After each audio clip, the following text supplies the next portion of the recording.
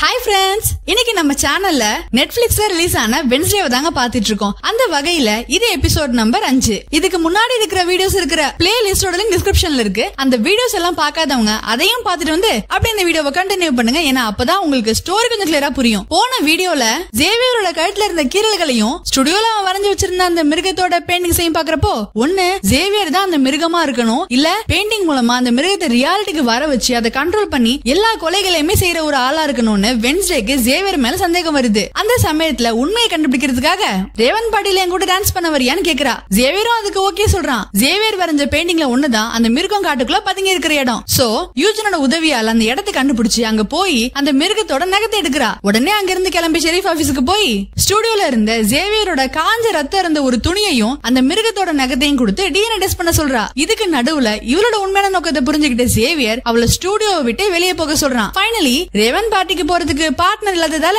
Raven பாட்டி அன்னைக்கு night நம்ம 2 பேரும் சேர்ந்து காட்டுக்கு போய் அந்த மிருகம் யாரு என்னங்கறத நம்மளே கண்டுபிடிப்போம் அப்படின்னு வென்ஸ்டேவும் யூஜனும் ஒரு பிளான் பண்ணிட்டு இருக்காங்க. இந்த பிளான ஜேவியரும் கேட்டுட்டு இருக்கான். அடுத்த நாள் நைட்டு ரேவன் பாட்டிக்கு ஜேவியர் பியங்காவோட ஜோடியா போறான். இன்னொரு பக்கம் காட்டுக்குள்ள இருக்கிற அந்த மிருகத்தை கண்டுபிடிக்கிறதுக்காக வென்ஸ்டே தீவிரமா ரெடி ஆயிட்டு இருக்கா. இதுக்கு நடுவுல வென்ஸ்டே எழுதின மாதிரியே ரேவன் பாட்டிக்கு இன்வைட் பண்ணி ஒரு லெட்டர் எழுதி திங் டேலர் கிட்ட கொடுத்ததால அவன் பாட்டிக்கு போறதுக்கு ரெடி ஆகி வந்திருக்கான். அவனோட மனசை கஷ்டப்படுத்த விரும்பாத வென்ஸ்டே செம்ம அழகா ரெடி ஆகி பாட்டிக்கு போகலான்னு வெளியே வரப்போ அப்பாவியா காட்டுக்கு போகலான்னு கிளம்பி இருக்கிற யூஜனும் வந்து நிக்கிறான். யூஜன், அது ரொம்ப ஆபத்தான இடம், அங்க நானும் உன் கூட இருக்கணும், அதனால நீ தனியா போகாத, நம்ம நாளைக்கு அங்க போய்க்கலாம் அப்படின்னு சொல்லிட்டு அவ அங்க இருந்து கிளம்புறா. ஆனா ரிஸ்க் எடுக்கிறதெல்லாம் எங்களுக்கு ரஸ்க் சாப்பிடுற மாதிரி அப்படின்னு சொல்லிட்டு யூஜன் காட்டுக்கு தனியாவே போறான். வென்ஸ்டேவா இது இவ்ளோ அழகா இருக்காளே அப்படின்னு அந்த பார்ட்டில உள்ள எல்லாருமே வென்ஸ்டேவே பாத்துட்டு இருக்காங்க. வென்ஸ்டேவை பார்க்க பியங்காக்கு செம்ம டென்ஷன் ஆகுது. இதுக்கு நடுவுல லூக்கஸும் அவனோட ஃப்ரெண்ட்ஸும் சேர்ந்து ஃபயர் அலார்ம் ஸ்பிரிண்டர்ல பெயிண்ட் கலந்து அதை வச்சு ஒரு பெரிய கலாட்டாவே பண்றாங்க. இதனால அந்த ரேவன் பார்ட்டி கம்ப்ளீட்டா ஸ்பாயில் ஆகுது. இந்த சமயத்துல தான் யூஜன் ஏதோ ஆபத்துல இருக்கிற மாதிரி வென்ஸ்டேக்கு ஒரு விஷன் வருது. அதனால யூஜனை காப்பாத்துறதுக்காக அவ காட்டுக்குள்ள ஓடிட்டு இருக்கா. ஆனா அன்பார்ச்சுனேட்லி அந்த மிருகம் யூஜனை அட்டாக் பண்ணிடுச்சு. இது வரைக்கும் நம்ம போன வீடியோல பார்த்தோம். இதுக்கு அப்புறமா என்னெல்லாம் நினைச்சுங்கிறது தான் இந்த வீடியோல பார்க்க போறோம். எபிசோட்குள்ள போறதுக்கு முன்னாடி நான் உங்க சாரா அண்ட் நீங்க பாக்குறது சாரா டாக்கீஸ்.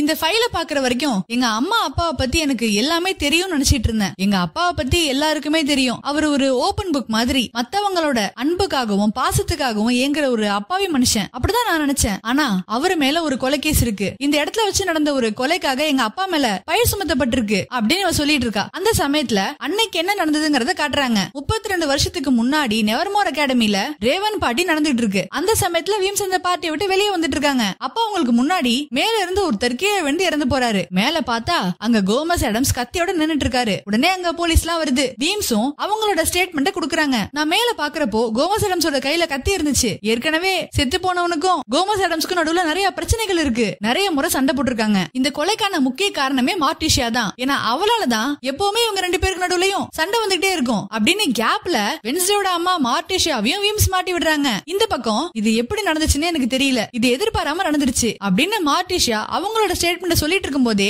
கோமஸ் ஆடம்ஸ் கைது பண்ணி கார்ல அழைச்சிட்டு போறாங்க. கட் பண்ணா அடுத்த சீன்ல கோமஸ் ஆடம்ஸ் வென்ஸ்டேயோட அகாடமில நடக்கிற பேரண்ட்ஸ் மீட்டுக்காக ஃபேமிலியோட வந்திருக்காரு. கொலை பண்ணதால இவர ரெக்கார்டுக்காக போட்டோ எடுப்பாங்கல்ல, அங்கேயும் சிரிச்ச மாதிரியே போஸ் கொடுத்துட்டு இருக்காரு. அதே மாதிரி இப்பயும் வில்லத்தனமா சிரிக்கிறாரு. இந்த இடத்துல வென்ஸ்டே டைட்டில போட்டு எபிசோட ஆரம்பிக்கிறாங்க. நம்ம பசங்க பாதுகாப்பா இருக்கணுங்கிறதுக்காகவும் வாழ்க்கையில முன்னேறணுங்கிறதுக்காகவும் தான் நெவர்மோர் அகாடமி உருவாக்கப்பட்டுச்சு. இப்போ வரைக்கும் இது சிறப்பா செயல்பட்டு இருக்கு. நம்ம ஸ்டூடெண்ட் யூஜனுக்கு நடந்தது உங்க எல்லாருக்குமே தெரிஞ்சிருக்கும்னு நான் நினைக்கிறேன். ஆனா யாரும் கவலைப்பட வேணாம், அந்த பையனோட ஹெல்த்ல நிறைய முன்னேற்றம் இருக்கு, சீக்கிரமாவே குணமாயிடுவான். சோ இந்த வீக்கெண்ட் நம்ம எல்லாருமே ஜாலியா என்ஜாய் பண்ணலாம் அப்படின்னு வீம் சொல்லிக்கிட்டு இருக்காங்க. என்னென்ன சொல்றான் பாருங்க, கம்பி கட்டுற கதையெல்லாம் எடுத்து போடுறாங்க அப்படிங்கிற மாதிரி ஏனிடம் பாத்துட்டு இருக்கா. எனது ஹெல்த்ல முன்னேற்றம் இருக்கா, அவன் கோமால இருக்கான், இதுல என் ஃபேமிலி வேற, இன்னைக்கு நான் இங்க வந்திருக்கவே கூடாது அப்படின்னு வென்ஸ்டே ஏனட் கிட்ட சொல்ல, இந்த பக்கம் ஏனட்க்கு ஏனட் ஏன் இன்னும் முழுசா வேரல்ஃபா மாறலன்னு அவங்க அம்மா கேள்வி மேல கேள்வி கேட்பாங்களேன்னு கடுப்பா இருக்கு. அதே மாதிரி அவங்க அம்மா இவளை பார்த்த உடனே ஏனே நீ முழுசா வேல்ஃபா மாறினியா இல்லையா, அதுக்கான மெடிசன்ஸ் எல்லாம் கரெக்டா எடுத்துக்கிறியா இல்லையா அப்படின்னு கேள்வி மேல கேள்வி கேட்டுட்டு இருக்காங்க. இதெல்லாம் பார்த்துட்டு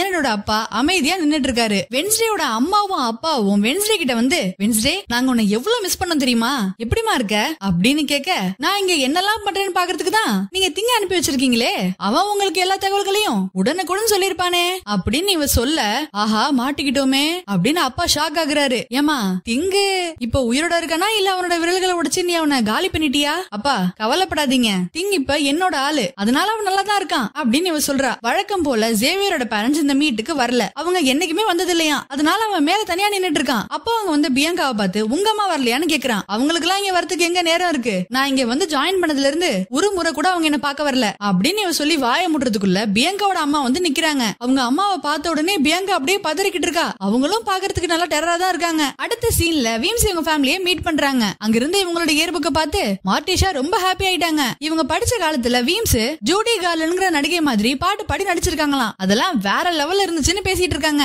அப்படியே அந்த இயற்புக்க புரட்டும் போது இவங்களோட போட்டோ கிழிக்கப்பட்டிருக்கிறத நோட் பண்றாங்க. வீம்ஸ் இந்த புக்க நான் இந்த வீக்கெண்ட் வரைக்கும் வச்சுக்கிறேனே, போறப்ப கொடுத்துட்டு போறேன் அப்படின்னு மார்டிஷியா அந்த புக்க வாங்கி வச்சுக்கிறாங்க. மார்டிஷியா நான் உங்களை எதுக்காக கூப்பிட்டேன்னா, வென்ஸ்டேக்கு நெவர்மோர் அகாடமியும் செட் ஆகலன்னு நினைக்கிறேன், அவ செய்யறது எதுவுமே சரியில்லை. அதுக்கு காரணம் அந்த மிருகத்தை பத்தி தெரிஞ்சிருந்தும் நீங்க உண்மையை சொல்லாம மறைக்கிறது தான். அந்த மிருகம் நித்தி ரோவனை கொன்னுடுச்சு, இன்னைக்கு யூஜின கோமா ஸ்டேஜ்ல வச்சிருக்கு, நீங்க என்னடானா அவனோட ஹெல்த்ல நல்ல முன்னேற்றம் இருக்குன்னு சொல்லிட்டு இருக்கீங்க அப்படின்னு வென்ஸ்டே ரொம்ப கோவப்படுறா. தப்பா எடுத்துக்காதீங்க, வென்ஸ்டே இப்படிதான் கொஞ்சம் ஓபனா பேசிடுவா. அப்படியா? ஆனா இவளோட தெரபிஸ்ட் இன்னும் அவங்க கிட்ட ஓபனா பேசல, அவங்களுக்கு செஷன்ல கோஆபரேட் பண்ணலன்னு சொல்றாங்க. நீங்க வேணும்னா ஃபேமிலியா போய் ஒரு செஷன் அட்டெண்ட் பண்ணுங்க, டாக்டர் கின்பாட் கிட்ட மனசை விட்டு பேசுங்க, இது மூலமாவது வென்ஸ்டேயோட நடவடிக்கைகள் ஏதாவது மாற்றங்கள் இருக்கான்னு பாப்போம். இல்ல வீம்ஸ் எங்களால செஷன்லாம் அட்டெண்ட் பண்ண முடியாது, நாங்க இந்த வீக்கெண்டே கிளம்புறோம். மார்டிஷியா ஏன் இப்படி பேசுற, நம்ம பொண்ணுக்காக நம்ம என்ன வேணாலும் செய்யலாம், வீம்ஸ் நாங்க ஃபேமிலியா போய் அந்த தெரப்பி அட்டெண்ட் பண்றோம் அப்படின்னு சொல்லிட்டு அங்க இருந்து கிளம்பி ஸ்ட்ரைட்டா டாக்டர் கின்பாட்ட பார்க்க வந்திருக்காங்க. அந்த சமயத்துல ஷெரீஃபோட டீம் காட்டுக்குள்ள இருக்கிற குகையில இன்வெஸ்டிகேஷன் பண்ணிட்டு இருக்காங்க.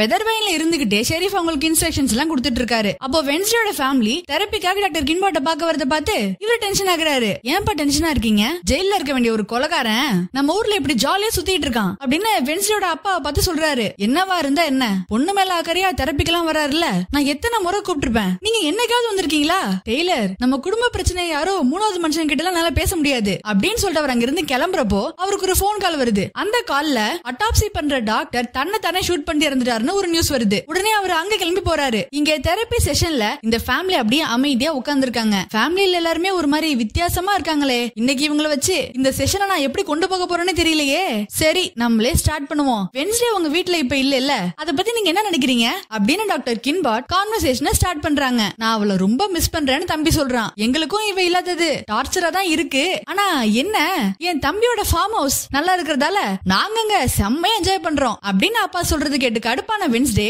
ஏன் என்கிட்ட இருந்து இந்த விஷயத்த மறைச்சிங்க, யார் இந்த கேரட் கேட்ஸ், அவனை கொன்னதால அப்பா மேல கேஸ் இருக்கு, அப்பாவா அந்த கொலையை பண்ணாரு, இங்க பாரு வென்ஸ்டே அந்த கேஸ் முடிஞ்சு பல வருஷம் ஆகுது, அப்பா ஒரு நிரபராதி இல்லையே, அது எங்க ஷெரீஃப் ஒத்துக்கலையே. வென்ஸ்டே இத பத்தி பேசுறதுக்கு இது சரியான இடமும் இல்ல, எனக்கு இத பத்தி பேசுறதுக்கு விருப்பமும் இல்ல, டாக்டர் நான் கிளம்புறேன். அப்போ நீங்க உண்மையை சொல்ல மாட்டீங்கல்ல, சரி உண்மையை நானே கண்டுபிடிச்சுக்கிறேன்னு வென்ஸ்டே பேக் எடுத்துட்டு அங்க இருந்து கிளம்பிட்டா. வென்ஸ்டேக்கும் உங்க அம்மாவுக்கும் நடுவுல பெரிய வாக்குவாதமே போயிட்டு இருக்கு. அடுத்தவங்க முன்னாடி உங்க அப்பாவை ஏன் அசிங்கப்படுத்தினேன்னு அம்மா டென்ஷன் ஆகி கத்திட்டு இருக்காங்க. உங்க அப்பா எந்த தப்பும் பண்ணலன்னு அம்மா எவ்வளவு சொல்லியும் கேட்காம உண்மையை நானே கண்டுபிடிச்சுக்கிறேன்னு சொல்லிட்டு வென்ஸ்டே போயிட்டா. இங்க இவ்வளவு பெரிய பிரச்சனை போயிட்டு இருக்கு, ஆனா அத பத்தி எல்லாம் கொஞ்சம் கூட கவலையப்படாம வென்ஸ்டேயோட தம்பி பக்ஸ்லி உள்ள சாப்பிட்டு இருந்த சிப்ஸ் அப்படியே தூக்கிட்டு வந்து அவன் சாப்பிடுறது மட்டும் இல்லாம அவங்க அப்பாவுக்கும் கொடுக்கறான். டே சிப்ஸ் சூப்பரா இருக்குடா அப்படின்னு சொல்லிட்டு அவங்க அப்பாவும் அதை சாப்பிட்டு இருக்காரு. இந்த பக்கம் பியங்காவும் அவங்க அம்மாவும் வெதர்வேனுக்கு வந்திருக்காங்க. எப்படிமா என்ன கண்டுபிடிச்சீங்க, நான் இங்க இருக்கிறது உங்களுக்கு எப்படி தெரியும், மார்னிங் சாங் சமூகம் உன்னை ரொம்ப மிஸ் பண்ணுதுமா, நானும் உன்னை ரொம்ப மிஸ் பண்றேன், உடனே என் கூட வீட்டுக்கு வாமா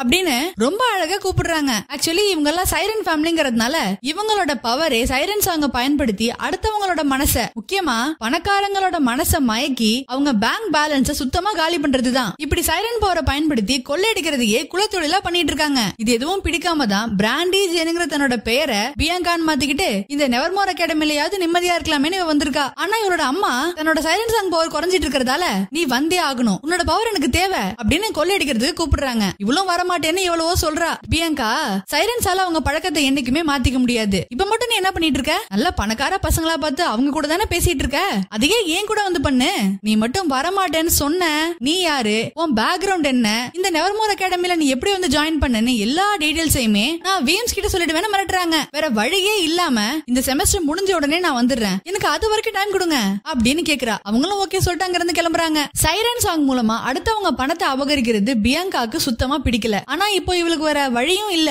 அதனால ரொம்ப கன்ஃபியூஷன்ல இருக்கா. இன்னொரு பக்கம் யூஜின் ஹார்வெஸ்ட் பண்ண வேண்டிய தேனை அவன் கோமால இருக்கிறதால இவளே ஹார்வெஸ்ட் பண்ணி யூஜின்காக கொண்டு வந்திருக்கா. இப்பெல்லாம் யூஜினை திங்குதான் நல்லா பாத்துக்குது. தேனீக்கள் உன்னை ரொம்ப மிஸ் பண்ணுது யூஜின், நானும் உன்னை மிஸ் பண்றேன், நீ சீக்கிரமா குணமாகணும். இது எல்லாமே என்னால தானே நடந்துச்சு, நியாயமா பார்த்தா இந்த இடத்துல கோமால நான் தான் இருந்திருக்கணும்னு வருத்தப்பட்டு இருக்கா. அந்த சமயத்துல யூஜினோட அம்மா வராங்க. நீ தான் வென்ஸ்டேவாமா? யூஜின் எப்பவுமே உன்னை பத்தி தான் பேசுவான், அவனுக்குன்னு அகாடமில ஃப்ரெண்ட்ஸே இல்லாம அவன் தனியாவே இருந்தான், நீ வந்த பிறகுதாமா அவன் சந்தோஷமா இருக்கான் அப்படின்னு சொல்லிட்டு அவ கொண்டு வந்திருக்கிற தேனை பார்த்து அவனுக்கு தேனீக்கள்லாம் ரொம்ப பிடிக்கும், அதுங்களை அவனோட குழந்தைங்கன்னு சொல்லுவான் அப்படின்னு யூஜினை பத்தி பேசிட்டு இருக்காங்க. வென்ஸ்டேக்கு யூஜினை நினைச்சு ரொம்ப கஷ்டமா இருக்கு. இந்த பக்கம் அட்டாப்சி பண்ற டாக்டர் அவரோட லீகல் கண்ணை வச்சு தன்னை தானே ஷூட் பண்ணிக்கிட்டு இறந்து போயிருக்காரு. போன வாரம் தானே பார்த்தேன் ரிட்டையர் ஆக போறேன், வெக்கேஷன் போக போறேன்னு சொன்ன மனுஷன் திடீர்னு ஏன் இப்படி தற்கொலை பண்ணிக்கணும்னு ஷெரீஃப் கேட்க, அதுக்கு காரணம் அவரோட குற்ற உணர்ச்சி தான். ஏதோ பழைய கேஸ்ல ரிப்போர்ட்டை மாத்தி கொடுத்து கொலைகாரனை காப்பாத்துனதுனால இவ்வளவு வருஷமா குற்ற உணர்ச்சியோட இருந்தாராம், அதனாலதான் இப்ப தற்கொலை பண்ணிக்கிட்டாராம் அப்படின்னு டாக்டரோட சூசைட் நோட்டை காட்டுறாங்க. அந்த நோட்டை பாக்குறப்பதான் அது கேரட் கேட்ஸோட கேஸ்னு தெரிய வருது. ஆஹா, இந்த கேஸ முடிக்கிறதுக்கு தானே நான் 30 வருஷமா வெயிட் பண்ணிட்டு இருக்கேன். ஏற்கனவே எனக்கு ஒருத்த மேல டவுட் இருக்கு, அவனை அரெஸ்ட் பண்றதுக்கு இப்போ எனக்கு செம்ம எவிடன்ஸ் கிடைச்சிருக்கு. ஆமா, சிசிடிவி ஃபுட்டேஜ் எல்லாம் பாத்தீங்களா?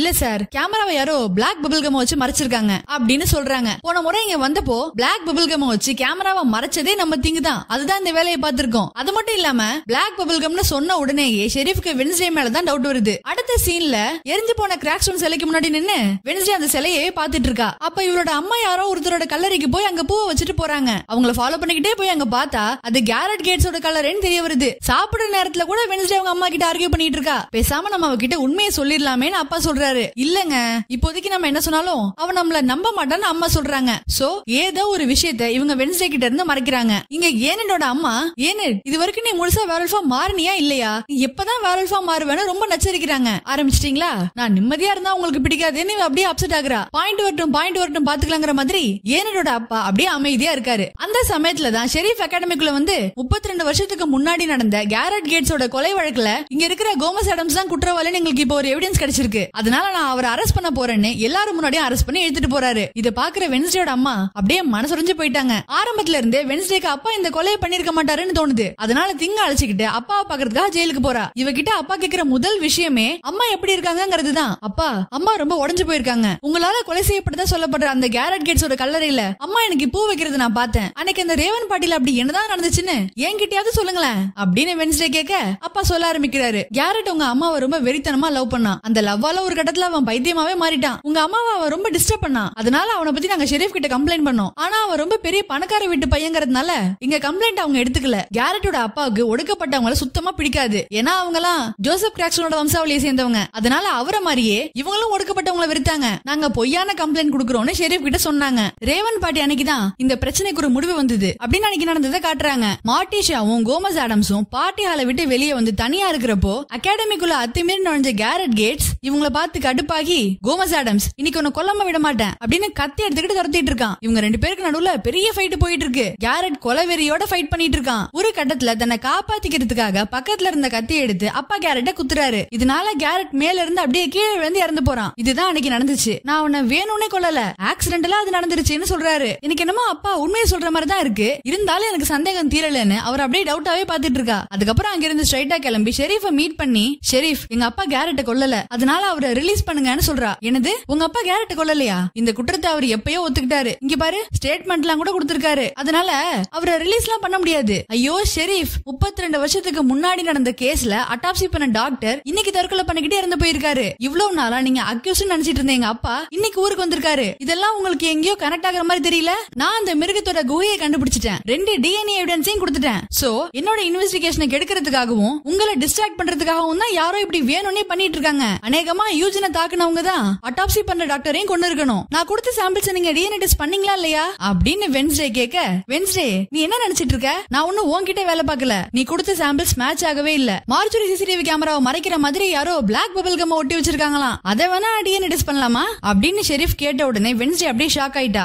ஏன்னா அந்த வேலையை பார்த்தது இவ்வளவு திங்கும் தானே, அதனால கேஸ் நம்ம பக்கம் திரும்புதுன்னு நினைக்கிறா. கேரட் கேட்ஸோட குடும்பத்துக்கு நியாயம் கிடைச்சே ஆகணும். ஆனா என்ன, அதை கேட்க அவங்க இப்ப யாருமே உயிரோட இல்ல. பையன் இறந்த சோகத்துல அம்மா தூக்கு போட்டு செத்தாங்க. அப்பா குடிச்சே செத்தாரு. இங்க இருந்து தப்பிச்சு வேற ஊருக்கு போற வழியில கேட்ஸோட தங்கச்சி தண்ணியில மூழ்கி செத்து போனா. உங்க அப்பாவால ஜெரிகோல ஒரு குடும்பமே அழிஞ்சு போச்சுன்னு ஷெரீஃப் வென்ஸ்டே கிட்ட சொல்லிட்டு இருக்காரு. இந்த பக்கம் ஏனியோட குடும்பத்தை காட்டுறாங்க. அவளோட அம்மா வேரல்ஃபா மாத்திர ஒரு கன்வர்ஷன் தெரப்பி சம்மர் கேம்புக்கு ஏனிட போக சொல்றாங்க. இந்த கேம்புக்கு போன உன்னோட கசின் 7 வாரத்துல முழுசா வேரல்ஃபா மாறிட்டான். சோ நீ இதை அட்டன் பண்ணன்னு சொல்றாங்க. எந்த பதிலும் சொல்லாம ஏனிட அங்க இருந்து கிளம்புறா. இப்பவும் ஏனியோட அப்பா அமைதியா தான் இருக்காரு. இங்க வென்ஸ்டேயோட அம்மா நைட் சைல்ட் லைப்ரரியில இருக்காங்க. அப்பா அரெஸ்ட் ஆனதை நினைச்சு ரொம்ப வருத்தப்பட்டு இருக்காங்க. அந்த சமயத்துல அவங்கள பாக்குறதுக்காக அங்க வென்ஸ்டே போறா. வா வென்ஸ்டே, நீ எப்படி இங்க?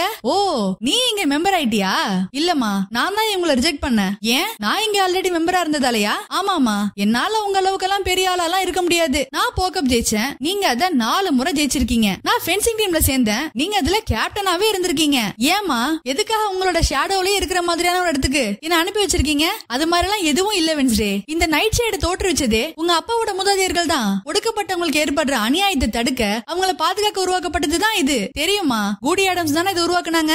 பில்கிரிம் வேர்ல்ட்ல நான் அவங்களோட பெயிண்டிங்க பாத்திருக்கேன். கூடி ஆடம்ஸ் அவ சாதாரணமானவ இல்ல, அவ ரொம்ப சக்தி வாய்ந்தவ. தன்னோட சக்தியால அவ ஜோசப் கிராக்ஸ்டோனையே கொன்னுட்டா. கிராக்ஸ்டோனோட ஒடுக்குமுறையை அடக்கிறதுக்காக அவளால உருவாக்கப்பட்டதுதான் இந்த நைட் ஷேட். நீங்க இப்போ எதுக்காக வந்திருக்கேன்னு எனக்கு நல்லா தெரியும். கேட்க வேண்டியதை கேளு. அம்மா, ரேவன் பாட்டி அன்னைக்கு என்ன நடந்துச்சு அப்படின்னு வென்ஸ்டே கேட்க இப்பதான் அம்மா உண்மையை சொல்ல ஆரம்பிக்கிறாங்க. பார்ட்டி ஹால விட்டு அப்பாவும் அம்மாவும் தனியா வந்தது, அகாடமிக்குள்ள அத்துமீறி கேட்ஸ் நுழைஞ்சது, கேரட்டுக்கும் அப்பாவுக்கும் நடுவுல ஃபைட் நடந்ததுன்னு இது எல்லாமே உண்மைதான். அந்த சமயத்துல அப்பாவோட உயிரை காப்பாத்துறதுக்காக அம்மா தான் கேரட்டை கொண்டு இருக்காங்க. வீம்ஸோட சத்தம் கேட்ட உடனே அம்மாவை காப்பாத்துறதுக்காக அப்பா அந்த கத்தியை வாங்கிட்டு வந்து வீம்ஸுக்கு முன்னாடி நின்னு இருக்காரு. சோ இவங்களுக்காக அப்பா அந்த பழியை ஏத்துக்கிட்டாரு. இதுதான் அன்னைக்கு நடந்துச்சுன்னு சொல்றாங்க. அவரு தப்பு பண்ணலன்னு சொல்லி ரிலீஸ் ஆனப்போ நான் சந்தோஷப்பட்டேன். ஆனா இந்த பிரச்சனை என்னைக்காவது ஒரு நாள் எங்களை திருப்பி தாக்கும்னு எனக்கு தெரியும். அது இப்ப நடந்துருச்சு. அன்னைக்கு நான் கேரட்டை கடைசியா பாக்குறப்போ அவ ரொம்ப கொலவெறியோட இருந்தான். வாயில நொர தள்ளி கண்ணெல்லாம் பிதுங்கி பாக்குறதுக்கே ரொம்ப பயங்கரமா இருந்தான்னு சொல்றாங்க. அம்மா, இந்த சிம்டம்ஸ் எல்லாம் எனக்கு என்னமோ கொலவெறியோட இருக்கிறவங்களுக்கு இருக்கிற மாதிரி தெரியல, இதெல்லாம்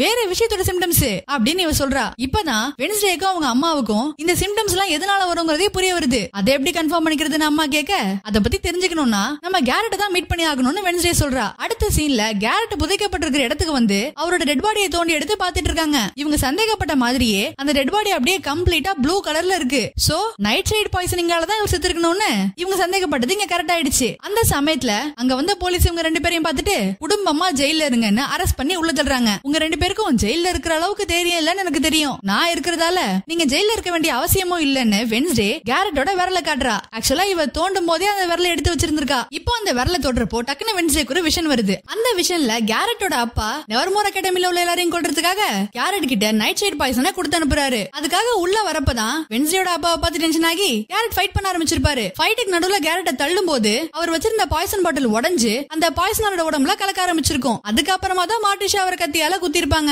இது மட்டும் அன்னைக்கு நடக்கலனா நெவர்மோர்ல உள்ள எல்லாரையுமே கேரட் கொண்டு இருப்பாரு. அண்ட் அது மட்டும் இல்லாம ஆல்ரெடி பாய்சன் பாட்டில் உடைஞ்சு அந்த பாய்சனரோட உடம்புல கலந்ததால தான் அவர் செத்துருக்காரு. நீங்க அவரை கொல்லலமான விஷன்ல பார்த்த விஷயத்தை வென்ஸ்டே அவங்க அம்மா கிட்ட சொல்றா. இதுக்கப்புறம் 2 பேரும் கிளம்பி மேயரை பாக்குறதுக்காக வந்திருக்காங்க. இப்போ மேயரா இருக்கிற இவர் தான் அப்போதைக்கு ஷெரீஃபா இருந்து இந்த கேஸையும் விசாரிச்சிருப்பாரு. அதனாலதான் இவங்க இவரை மீட் பண்றதுக்காக வந்திருக்காங்க. கேரட்டோட விரல் எடுத்துட்டு வந்து மேயர் கிட்ட காமிச்சு கேரட் கேட்ஸ் எங்க அப்பா கொலை பண்ணல, நைட் ஷைட் பாய்சனிங்கால தான் இவர் செத்துருக்காரு. இந்த விஷயம் உங்களுக்கு முன்னாடியே தெரியும். ஆனா அப்போதைக்கு இந்த கேஸை மூடி மறைக்க என்னெல்லாம் பண்ணணுமோ அதெல்லாம் பண்ணி மூடி மறைச்சிருக்கீங்க, அப்படிதானே?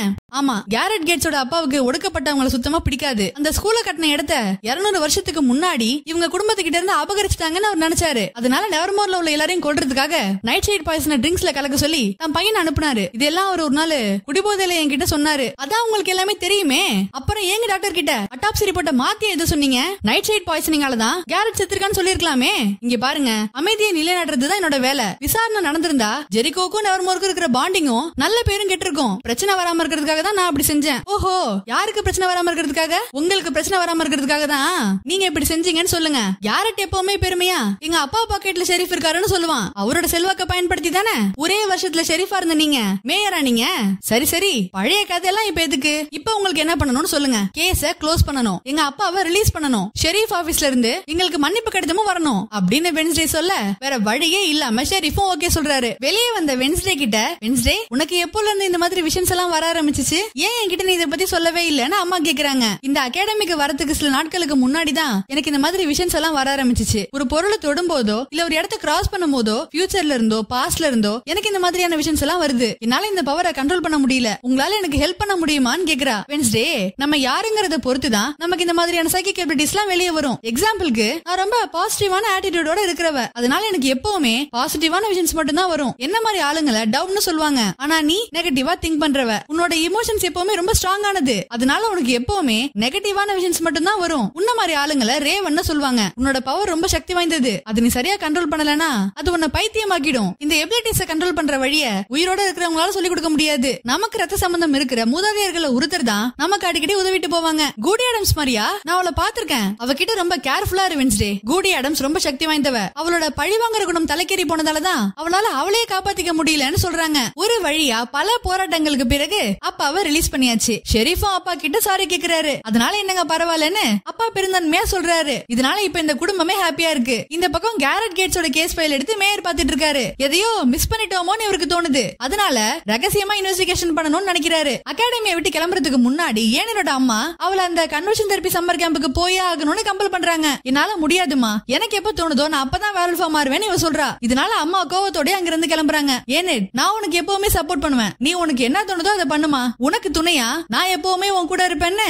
இவ்வளவு நேரமா பாயிண்ட் வரட்டும் பாத்துக்கலாம் அமைதியா இருந்த மனுஷன் இப்பதான் வாயவே திறக்கிறாரு. இங்க இப்படி இருக்க இந்த பக்கம் வென்ஸ்டேயோட ஃபேமிலியும் கிளம்புறாங்க. அக்காவை விட்டு பிரிய போறமேன்னு பக்ஸ்லி வென்ஸ்டேவை ஹக் பண்றான். அப்பாவை கேஸ்ல இருந்து ரிலீஸ் பண்ணதால அப்பாவும் இவளுக்கு தேங்க்ஸ் சொல்றாரு. இந்த இயர் புக்க புரட்டி பார்க்கும்போது இங்க நான் பண்ண எல்லா நல்ல விஷயங்களும் எனக்கு ஞாபகம் வந்துச்சு. அதுக்காக நீயும் அப்படி இருக்கணும்னு எந்த அவசியமும் இல்ல. உனக்கான பாதையை நீ தேர்ந்தெடுப்பேன்னு எனக்கு தெரியும். உனக்கு பிடிச்சது நீ செய். எப்பவுமே உனக்கு துணையா நான் இருப்பேன்னு வென்ஸ்டேயோட அம்மா அந்த இயர் புக்க அவ கையில கொடுத்துட்டு அவங்க அங்க இருந்து கிளம்புறாங்க. அந்த புக்க புரட்டும் போது வென்ஸ்டே ஒரு விஷயத்தை நோட் பண்றா. உடனே அவ வீம்ஸோட ரூமுக்கு ஓடுறா. நான் தான் அன்னைக்கே சொன்னனே, ரோவன் இருந்து போறது நான் என்னோட விஷன்ல பார்த்தேன். அது மட்டும் இல்லாம அவன் என் கண்ணு முன்னாடி தான் இருந்து போனான். அப்படி இருக்கிறப்போ அன்னைக்கு ஷெரீஃப்க்கு முன்னாடி மட்டும் அவன் எப்படி உயிரோட வந்திருக்க முடியுங்கிறத யோசிச்சு நான் ரொம்ப குழம்பி போயிருந்தேன். எப்படிங்கறத இன்னைக்குதான் கண்டுபிடிச்சேன். எங்க அம்மா கூட சொன்னாங்களே, டேலண்ட் ஷோல நீங்க ஜூடி கார்லன் மாதிரி நடிச்சீங்கன்னு. அன்னைக்கு நீங்க ஜூடி கார்லன் மாதிரி வேஷம் போடல, ஜூடி கார்லனாவே மாறி இருக்கீங்க. உருவத்தை மாத்தது தானே உங்க கிட்ட இருக்கிற ஸ்பெஷல் பவர்.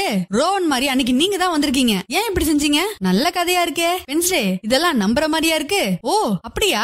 அப்ப இந்த கதையை நான் அப்படியே எடுத்துட்டு போய் ஷெரீஃப் கிட்ட சொல்லவா? வென்ஸ்டே, இத பத்தி நீ யாருகிட்டையும் பேசக்கூடாது. அப்படியே பேசினாலும் எதுவும் பெருசா மாற போறது இல்ல. ரோவன் இறந்து போன விஷயம் அவனோட பேரண்ட்ஸுக்கு தெரியும். அதிகாரிகளுக்கு எல்லாம் எதுவும் தெரியக்கூடாதுங்கிறதுக்காக தான் நான் இந்த முடிவு எடுத்திருக்கேன். அவனோட ரெலிக்னென்டிக் எபிலிட்டியால அவன் பைத்தியக்காரனாவே மாறிட்டான். உனக்கு கொல்ல பாத்திருக்கான். அவனோட மரணத்தால இப்ப ஸ்கூலுக்கும் எந்த கெட்ட பேரும் இல்ல, அவன் மேலையும் எந்த பழியும் விழாத மாதிரி மாத்தியாச்சு. புரிஞ்சுக்கோ வென்ஸ்டே, இந்த ஸ்கூலுக்கும் இங்க இருக்கிற ஸ்டூடெண்ட்ஸுக்கும் எந்த கெட்ட பேரும் வராம இருக்கணுங்கிறதுக்காக தான் நான் இப்படி செஞ்சேன். அப்படியா?